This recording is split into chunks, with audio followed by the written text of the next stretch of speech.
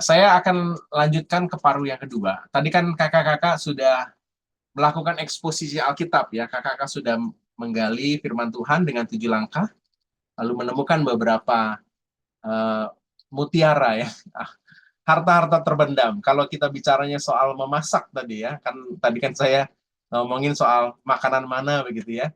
Ketika kakak-kakak menggali firman Tuhan dengan 7 langkah ini, sebenarnya kakak-kakak lalu dapat banyak sekali Kak. Eh, Apa itu? Bumbu-bumbu ya. Wah, kita dari kata melintasi, dari nama kota Yeriko, dari nama Zakheus, dari melihat ke atasnya Yesus, dari apa yang dikembalikan Zakheus ya, ada banyak sekali, kaya banget ya. Nah, ketika kita mau menyajikannya kepada adik-adik sebagai makanan yang bergizi dan lezat, tentu kita nggak bisa ya memasukkan semua ini jadi dalam satu kali pertemuan. Ini nanti rasanya jadi macam-macam begitu ya. Jadi kita harus memilih dan mengolahnya secara tepat sehingga benar-benar menjadi sebuah masakan yang lezat buat adik-adik. Nah, jadi kalau sudah melakukan 7 langkah pengamatan, maka dari pengamatan ini, dari galian firman Tuhan ini, kita harus pindahkan menjadi cerita, cerita yang Alkitabiah, ya, cerita tentang Tuhan. Ya. Nah, saya mau mengajak kakak-kakak untuk eh, sama-sama belajar 7 langkah lagi ya. Tadi ada 7 langkah pengamatan, sekarang dari pengamatan menjadi cerita. Ada 7 langkah lagi kak. Ya, saya sengaja pilih 7 karena 7 itu angka sakti di Alkitab. Ya. Nah, yuk kita sama-sama berlatih ya. 7 proses untuk memindahkan dari pengamatan itu menjadi cerita. Ya. Yang pertama, pintu masuk. Saya kembali ya pakai teks Lukas 19 ya Kak. Lukas 19 yang kita bahas tadi. Jadi pintu masuk ini penting untuk membawa kita dari dunia Alkitab ke dunia masa kini. Jadi kan kan kisah Zakheus itu ada di dunia Alkitab ya. Lalu kita hidup di dunia masa kini. Kita nggak bisa masuk kelas langsung cerita kisah Zakheus. Enggak. Karena kan adik-adik ada di dunia masa kini. Gimana kita bisa membuat jembatan ya, kalau ini jembatan gitu, terkoneksi lah gitu dari dunia eh, Alkitab ke dunia masa kini gitu. Kita harus punya satu pintu masuk ya untuk membuat akhirnya kita masuk ke dunia masa kini. Itu penting Kak. Jadi kita harus membawa sesuatu yang kontekstual hari ini untuk bisa akhirnya masuk ke dunia Alkitab. Nah, itulah yang saya maksud dengan pintu masuk. Saya kasih contoh, Kak. Pintu masuk dalam kisah Zakheus itu bisa banyak hal. Saya kasih 2 contoh. Pintu masuknya adalah memanjat. Adik-adik, siapa di sini yang bisa manjat pohon? Coba siapa? Kamu. David, kamu bisa manjat pohon ya? Coba, pohon apa yang bisa kamu panjat? Pohon belimbing. Oke, pohon belimbing ya. Oh, itu tinggi juga ya. Ada lagi yang lain. Oh, Sony. Oh, Sony. Kamu bisa manjat pohon apa? Pohon kelapa. Aduh, luar biasa tinggi banget pohon kelapa nih. Tahu nggak adik-adik? Ada seseorang yang diceritakan di Alkitab yang juga bisa manjat. Dia memanjat karena dia mau melihat sesuatu. Nah, kakak-kakak, itu pintu masuk, Kak. Jadi kita bisa menggunakan pintu masuk memanjat. Pintu masuk yang lain, menumpang. Kita bisa pakai menumpang. Adik-adik, katanya Pak Jokowi mau menumpang di rumah salah satu dari kita nih. Gimana ya rasanya kalau rumah kita ini ditumpangin sama Pak Jokowi? Kira-kira rasanya gimana ya? Ayo, ada yang mau ngungkapin nggak rasanya gimana? Kalau Pak Jokowi yang terkenal itu menumpang di rumah kita. Oh, kalau kakak sih Pak Jokowi menumpang di rumah kakak, aduh senang banget. Kakak akan bergembira sekali. Tahu nggak Nah, adik-adik? kalau ngebel melalui ini kenapa sih Ada pos kakak Zoom nggak bisa adik-adik nggak bisa jalan ya? Apa? Adik-adik, ada loh, ada seseorang di Alkitab yang diceritakan, rumahnya mau ditumpangi oleh seorang tokoh terkenal. Gimana ya perasaan dia ya? Nah, kakak-kakak, kita bisa gunakan kisah tentang menumpang ini untuk menjadi pintu masuk. Nah, kira-kira pintu masuk apa lagi ya, Kak, yang bisa kita gunakan untuk kita membuka kisah tentang Zakius? Ada yang mau punya ide? Kakak-kakak, silakan. Kalau ada yang punya ide, saya berikan kesempatan, Kak. Halo Kak, Iya, silakan, Kak. iya jadi bisa Kak, kalau ini kan pintu masuk Bapak Kakak ambil dari kata-kata kunci yang ada di Alkitab seperti Ya. memanjat, menumpang. Nah, biasanya saya Kak, kalau di kelas balita, apalagi balita, saya melihat kan itu kebutuhan mereka kan secara psikologi adalah bergerak, sensori motoriknya distimulus. Hmm. Biasanya saya lewat melalui sensori motorik Kak, Hmm. gitu loh. Saya contoh melihat gitu. Coba adik-adik lihat. Nah, padahal saya lagi mempersiapkan, mau mengkaitkan Sakeus, dia mau melihat Tuhan gitu. Bisa Hmm. nggak, Kak? Karena saya melihat dari pintu masuk, kalau anak-anak kelas kecil kan lebih kepada stimulus respon dengan sensori. Hmm. Jadi saya pakai pintu itu. Baik. Terima kasih, Kak. Itu, itu Makasih aja. Kak Renald ya. Benar banget, bagus tuh kalau pakai adik-adik yang kecil kan motorinya lagi dilatih ya. Itu bagus. Yang terpenting adalah sedapat mungkin kita datang dari teks ya, datang dari teks. Tadi Oke, melihat oke, oke. bisa Iya, ada iya. banyak sih kata-kata yang lain ya, yang menjaga kita aja menjaga untuk kita bisa mudah masuk ke teksnya gitu karena kalau Oh, iya, iya, katanya itu Kak. Betul. dari teks gampang kan masuknya ya gitu Betul, betul, masuknya Kak. melihat Terima selalu kasih, melihat Kak Endra. ya. Karani silakan Karani. Dari pekerjaan, Pekerjaan gimana tuh Kak, coba boleh. eh Noel, Papa Noel kerjanya apa? Kalau Dewi, orang tuanya kerjanya apa? Karani punya kenalan, nama nama bapak ini Sakeus, dia kerja sebagai pemungut cukai. Oke, Dia bla bla bla bla bla. jadi dari pekerjaan ya, pekerjaan-pekerjaan tuh kalau kakak di kelas ada proyektor kita bisa tebak-tebakan ya. Ada gambar setengah gitu dari Pak Satpam. Ini pekerjaannya apa coba tebak ya, bisa jadi kuis dulu ya. Lalu ada pemadam kebakaran gitu. Kita suruh tebak ini pekerjaannya apa dan lain-lainnya sampai di pemungut cukai ya. Masuk di situ. Bagus sekarang nih. Sip. Langsung Jessica, silakan langsung. Kalau dari ceritanya Zakius orang kaya sih Kak. Kak, jadi kayak nanya ke adik-adik, adik-adik kalau orang kaya itu kan saya ngajarnya di kelas 5 dan 6. Terus nanya ke adik-adik, adik-adik tahu nggak sih kalau orang kaya itu punya apa gitu. Karena kan si Zakius kan orang kaya tuh, jadi rumahnya besar, jadi bisa tempat berkumpulnya orang banyak gitu sih Kak. Oke, orang kaya ya. Wah, kita bisa munculin ya apa tokoh-tokoh orang-orang kaya gitu ya. Ini ya, kamu tahu siapa ini? Oh, orang kaya itu siapa aja? Saya nggak tahu. Beberapa ya, yang muda-muda tuh. Ya, saya ingat Pak Indra Ken ya, tuh udah nggak ada. Udah di penjara. Ya. Siapa Iya, lagi gitu dan lain-lain yang orang-orang kaya-kaya. Terus masuk ke Zakius orang kaya. Bagus banget. Langsung Jessica. Kak makasih Diana, Kak. silakan Kak Diana. Kalau saya kepikirannya masuk dari siapa di sini yang punya idola atau orang yang disukai banget. Oh, pasti itu tuh. Nah, namanya kalau idola itu kan gimana tuh? Pasti kan kalau dia kemana di shoot, di foto banyak orang berkerumun. Nah, kitanya bagaimana nih kalau ada idola di depan mata kita? Tuh. Sip, sip. Jadi iya pasti waduh ada orang juga kita geser kita apa. Ah, iya bener juga. Kalau orang-orang banyak itu kan ada orang dewasa. Ini kan pasti anak-anak sekolah minggu kan masih kurang lebih harusnya lebih pendek ya dari orang dewasa ya harusnya ya. Hmm. Gitu. Nah, kalau kita badannya begini gimana dong kita? Gitu. Ya cari Kak gimana kek manjat apa?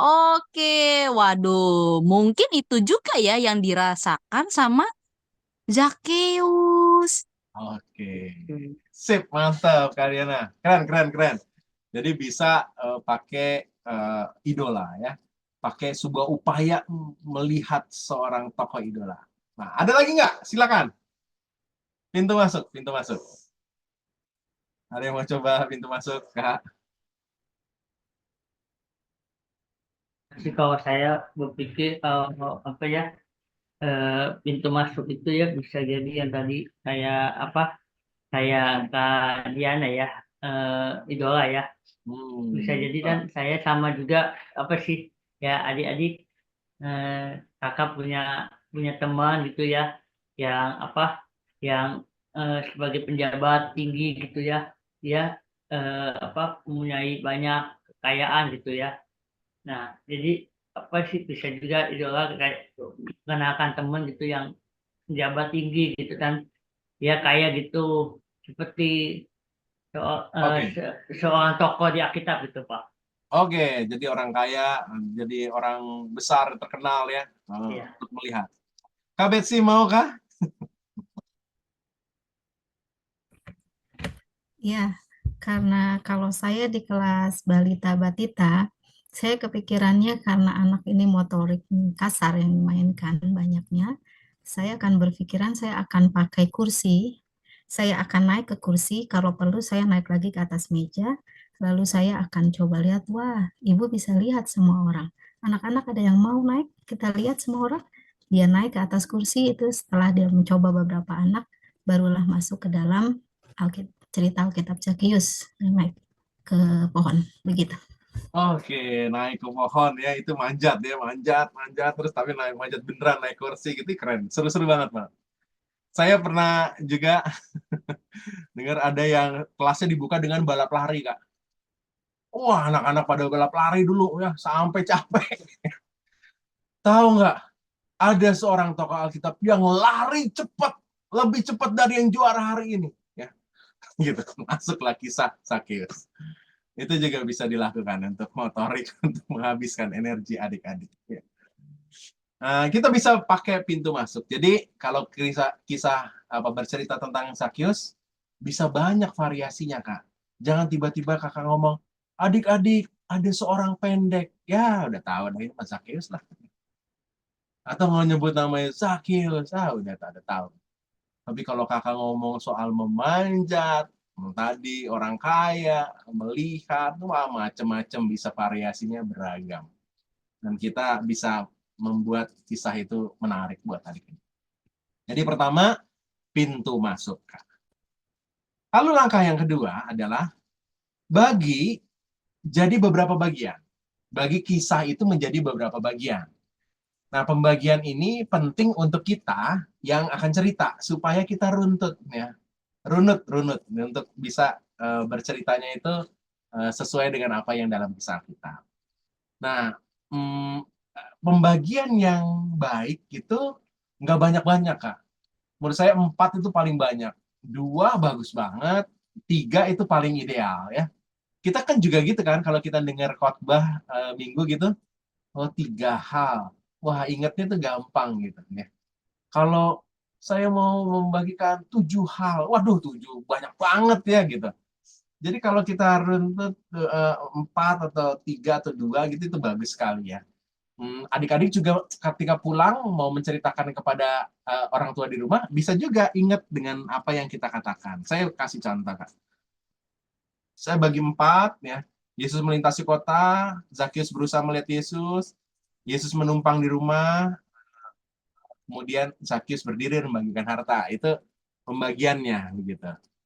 Kalau ini cukup terlalu panjang, kita bisa cari kata-kata kunci di pembagian ini ya. Misalnya kata kunci di bagian pertama melintasi, berusaha di bagian kedua, kemudian bagian 3 menumpang, berdiri di bagian 4.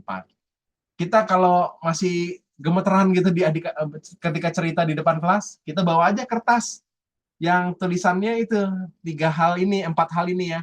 Melintasi, berusaha, menumpang, berdiri gitu. Jadi ketika kita buka kata melintasi, oh kita ingat nih, Tuhan Yesus melintasi kota Yeriko ya. Nah, itu kita bisa jadi pandu kita. Mungkin juga bisa kita tulis ya, tulis lalu dengan huruf yang besar gitu, kita tempel di kelas ya. Kakak mau cerita soal melintasi. Jadi suatu hari Tuhan Yesus melintasi. Kemudian tempel lagi, berusaha ya. Ternyata ada seorang yang berusaha. Dan adik-adik jadi ingat ya, oh kisahnya adalah Tuhan Yesus melintasi, terus ada Zakheus yang berusaha, dan seterusnya gitu.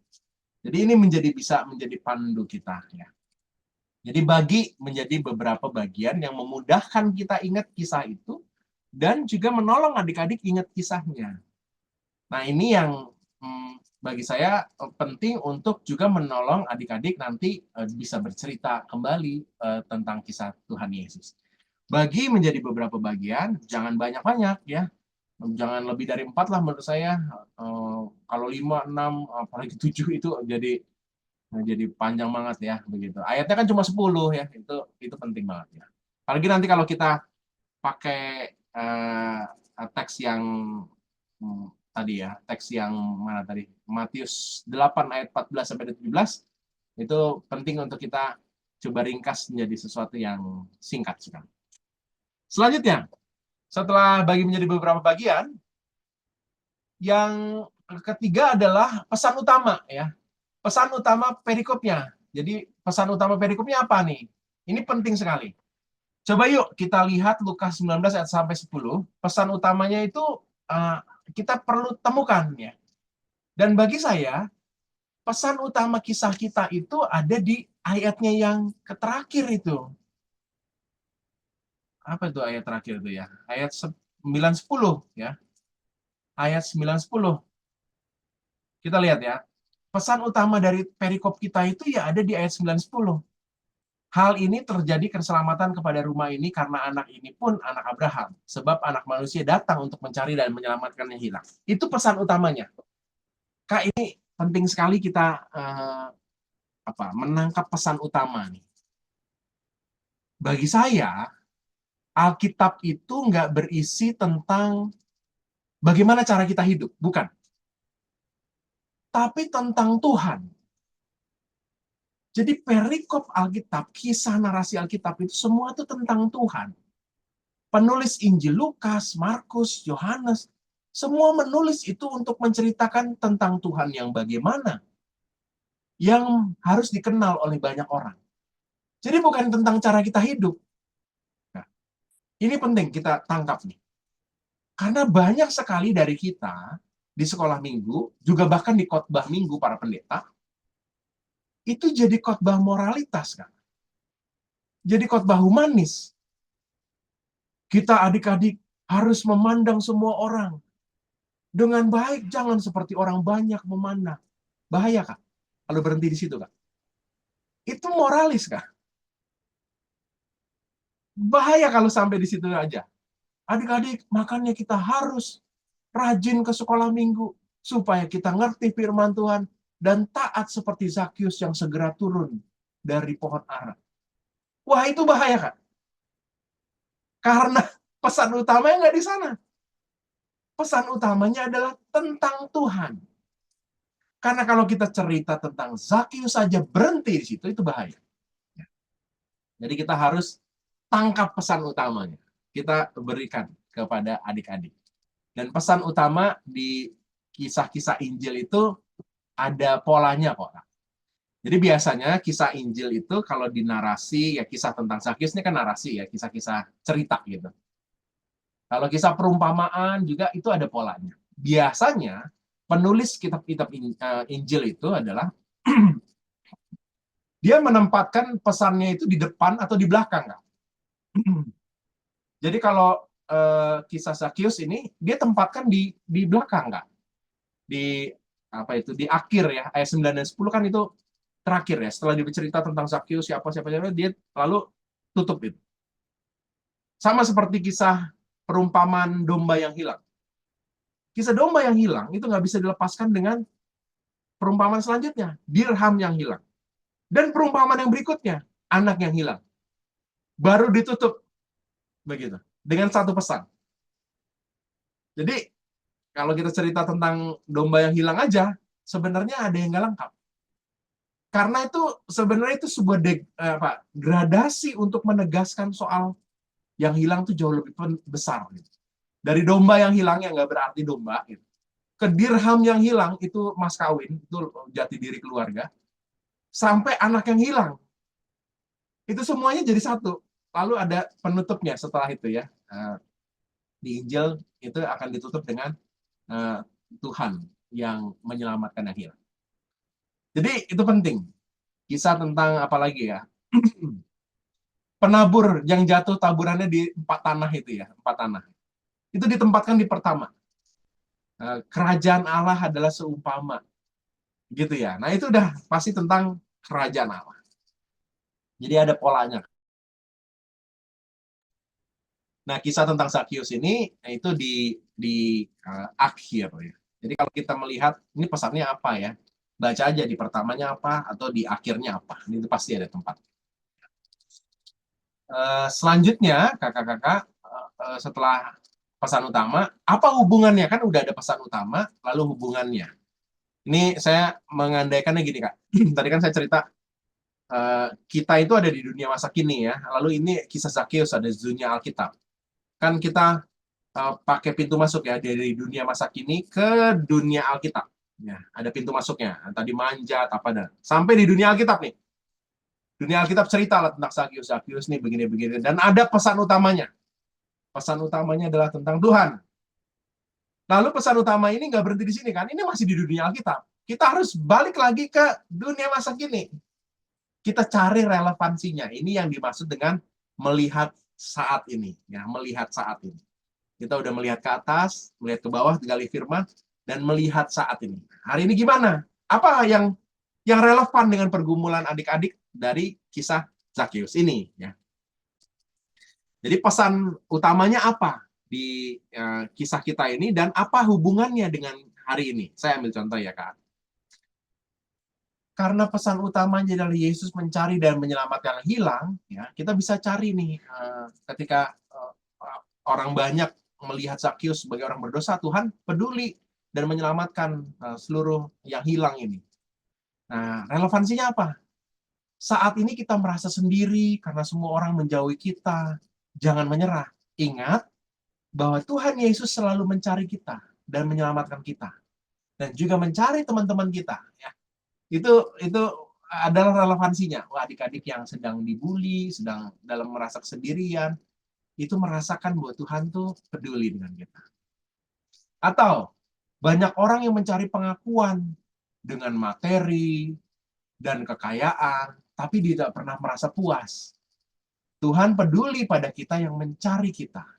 Dia ingin kita menerimanya. Nah, itu relevansinya ya. Jadi kita bisa pindahkan dari pesan Alkitab itu ke hidup adik-adik saat ini. Itu langkah keempat, Kak. Langkah kelima. Langkah kelima, apa peran Allah dalam cerita ini? Kakak-kakak, ini penting sekali, Kak. Allah itu hadir di sepanjang zaman. Ibrani 1 ayat 1-2 mengatakan gini, setelah pada zaman dahulu Allah berulang kali dalam berbagai cara berbicara kepada nenek moyang kita dengan perantara nabi-nabi, maka pada zaman akhir ini ia telah berbicara kepada kita dengan perantaraan anaknya. Jadi Tuhan terus berbicara. Jika Allah belum diperkenalkan dalam cerita kita, maka cerita kita itu belum selesai. Jadi gini, kisah kita kan kisah tentang Zakius ya, begitu. Tapi jangan berhenti pada Zakius. Kalau kita berhenti pada Zakius, itu kayak cerita bibliografi yang umum dengan banyak kisah-kisah tokoh lain, misalnya kisah Thomas Alva Edison, kisah apa? Kisah Pangeran Diponegoro ya. Ya udah kisahnya di situ. Kalau kita cerita tentang Alkitab, jangan berhenti pada kisah tentang Daud, kisah tentang Abraham, kisah siapa lagi? Tentang Simpson, tentang Yakub, jangan berhenti di situ. Karena kita ini adalah guru sekolah minggu yang harus menceritakan tentang Allah. Di balik kisah Zakius ada Allah seperti apa yang mau kita ceritakan. Di balik kisah seliknya Bartimeus yang buta itu, ya, ada Allah seperti apa? Kita harus ceritakan. Di balik kisah orang Samaria yang baik hati, ada kisah tentang Allah seperti apa? Itu yang harus kita ceritakan. Jadi jangan berhenti pada kisah tentang tokoh. Karena kita adalah guru-guru sekolah minggu nih, Kak. Makanya di Bina Warga bahan materi ajarnya itu mengenal Tuhan lebih dekat. Semuanya itu Tuhan seperti apa. Makanya berulang-ulang Tuhan yang mengadili, Tuhan yang mengasihi, Tuhan yang bertindak, Tuhan yang menerima semua orang, Tuhan yang, semuanya tentang Tuhan. Karena memang kisah kita ini adalah tentang Tuhan. Dan ada banyak kisah-kisah tentang Tuhan ya. Tuhan yang mengasihi, Tuhan yang berkuasa, Tuhan yang berkarya, dan lain-lainnya. Ini kalau kisah Zakius, Kak, itu Tuhan yang seperti apa, Kak? Yang mau kita ceritakan, Kak? Ada yang mau berbagi?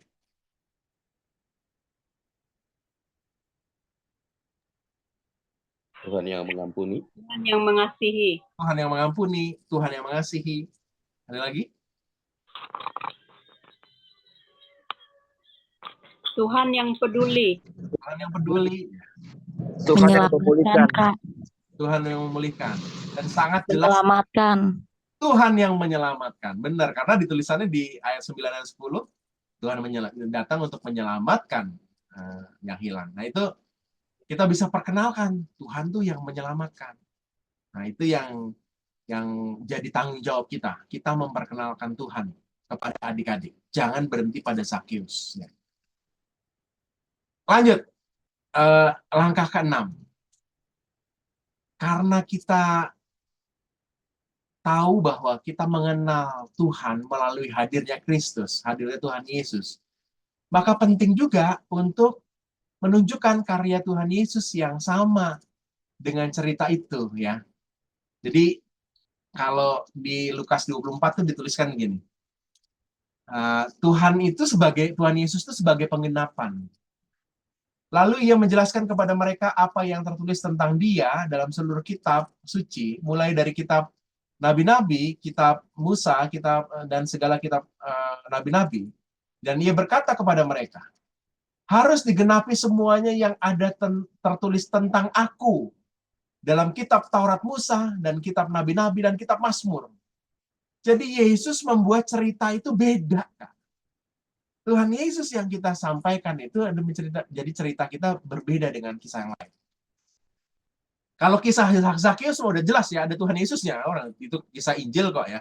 Nah pertanyaannya gini, dalam kisah Daud dan Goliat, ya, ada Tuhan Yesus nggak di sana?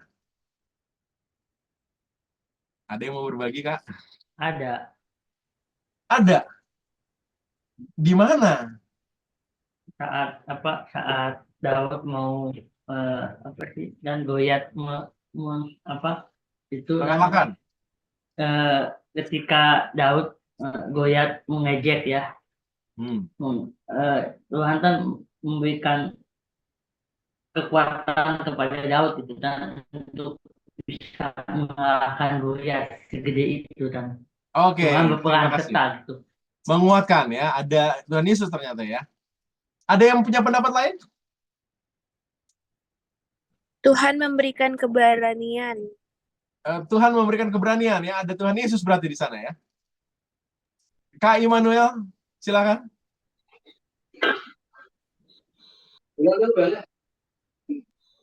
Sebenarnya kalau yang saya tahu, bahkan semua kitab perjanjian lama itu menceritakan tentang Tuhan Yesus. Bagus nih. Karena kalau misalnya kita sebenarnya kan Yesus itu kan dibilangnya kan Yesus anak Daud gitu kan. Jadi kan kalau Yesus anak Daud, Daud anak siapa? Jadi kalau misalnya kita urutin itu semua, bahwa sebenarnya kan kalau ujungnya itu kan Israel itu kan Ishak ya. Gitu. Ishak dari Abraham. Jadi sebenarnya Tuhan Yesus itu sudah merencanakan itu semua dalam satu timeline gitu ya. Saya tuh nonton ini ya, apa ya namanya? Series Loki Marvel. Terus kayak dia itu kan si TVA itu menjaga secret timeline gitu ya. Nah, saya tuh ngebayanginnya mungkin Allah itu kayak gitu tuh. Menjaga timeline itu sesuai rencana dia gitu. Walaupun ada disaster atau apa, tapi itu tidak membuat rencana dia gagal gitu. Pada akhirnya kan rencana besarnya kan Yesus tetap lahir kan gitu. Buktinya Adam dan Hawa sampai keturunan Yesus tuh dipelihara terus. Mungkin kalau kita mau bahas detailnya, salah satunya di Abraham dan Sarah ya. Ini kisah yang sering kita dengar dan yang kita tahu tuh cuman oh ya kita nggak boleh berbohong gitu. Padahal menurut saya tuh di kisah ini tuh ada sesuatu yang kalau kita gali tuh gila gitu. Jadi kan kita tahu kan kalau Abraham sama Sarah ya kalau nggak salah ya, sebelum jadi Sarah ya. Jadi Abraham ini kan bohong. Sebenarnya bukan bohong sih ya, tapi kayak supaya tidak dibunuh oleh raja siapa waktu itu ya, aku lupa. Yang di perjanjian lama itu ya, Pak. Jadi akhirnya dia mengaku Sarah sebagai adiknya gitu.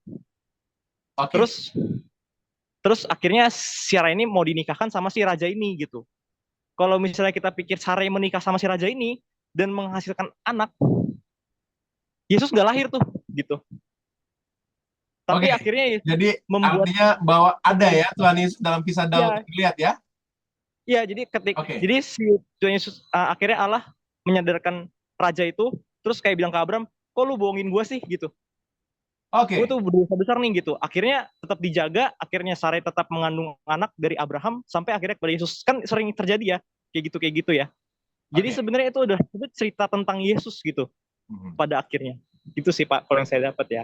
Terima kasih. Kan kayak nabi-nabi yang kecil pun sebenarnya kan tetap Israel yang walaupun dibantai di apa, Israel tetap ada gitu. Itu keren sih menurut saya. Harusnya itu sering dibahas ya gitu. Terima kasih. Terima kasih, Mana. Jadi kalau ditanyakan apakah dalam kisah Daud Goliat ada Tuhan Yesus ya, menurut saya itu pertanyaannya yang salah ya, begitu.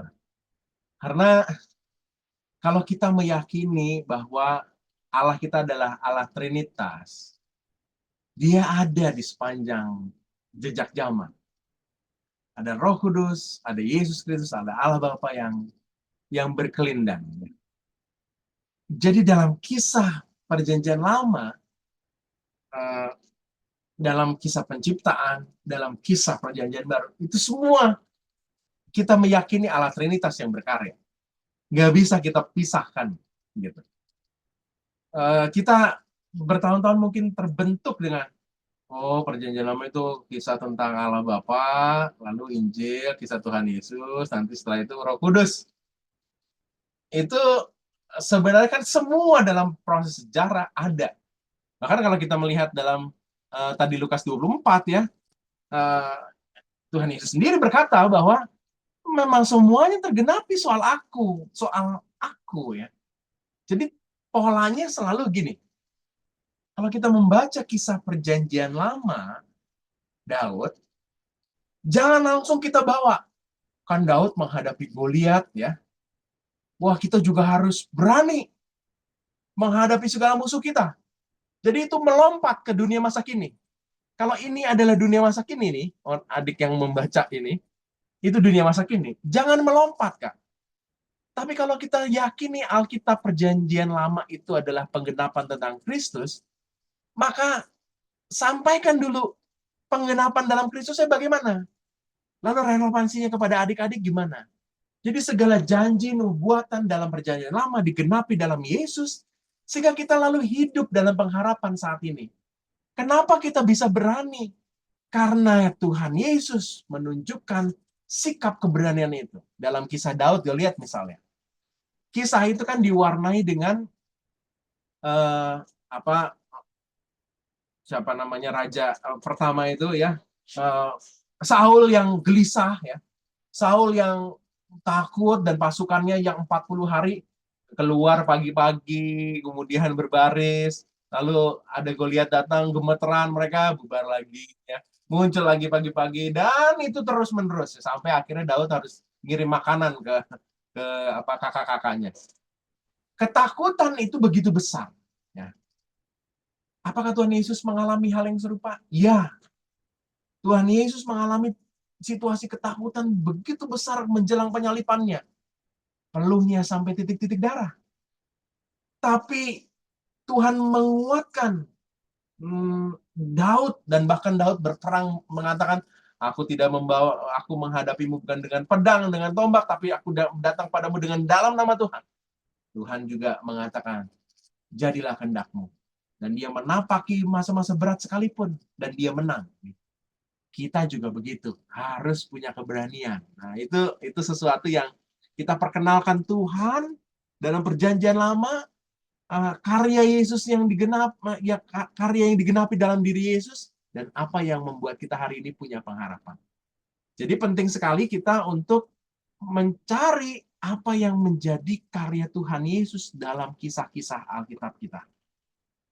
Kalau kisah Zakius sudah pasti ya, itu kan kisah Injil, ada Tuhan Yesusnya. Tapi kalau kisah-kisah perjanjian lama, kita perlu untuk mencari konektivitasnya dalam kisah hidup Tuhan Yesus. Penggenapannya apa? Itu tantangan kita. Nah, yang terakhir adalah penutup. Ya, terakhir penutup. Kita perlu ada penutupnya. Penutup ini kalimat pendek yang menegaskan pesan dan menantang pendengarnya untuk melakukan pesan firman dan mudah diingat. Dalam kisah Zakius misalnya ya. Kisah Zakius kan pesan utamanya Tuhan anak manusia datang untuk menyelamatkan dan mencari yang hilang kan.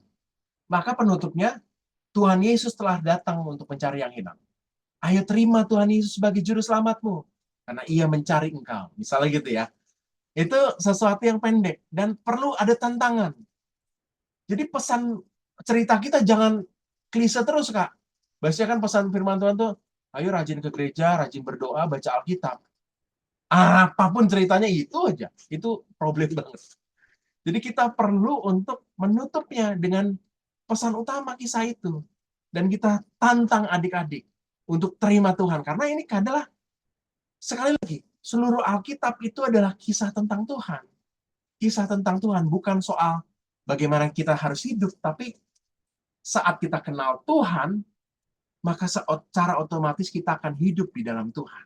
Itu teologinya, kan? Kita perlu untuk menceritakan itu. Jadi kita nggak terjebak pada pesan-pesan moralitas atau humanis ya, tanpa ada dasar tentang Tuhannya. Dan kita perlu untuk menceritakan tentang Tuhan dalam kisah kita. Nah, itulah 7 langkah yang kita bisa pakai untuk menceritakan tentang Tuhan. Ada 7 langkah. Jadi kita punya 7 langkah pengamatan dan 7 langkah untuk membawa dari pengamatan itu ke cerita tentang Tuhan. Sekali lagi, proses ini adalah proses yang kita pakai untuk menghadirkan makanan yang bergizi untuk kita membawa kisah ini kepada kisah Tuhan. Sampai sini dulu kakak-kakak.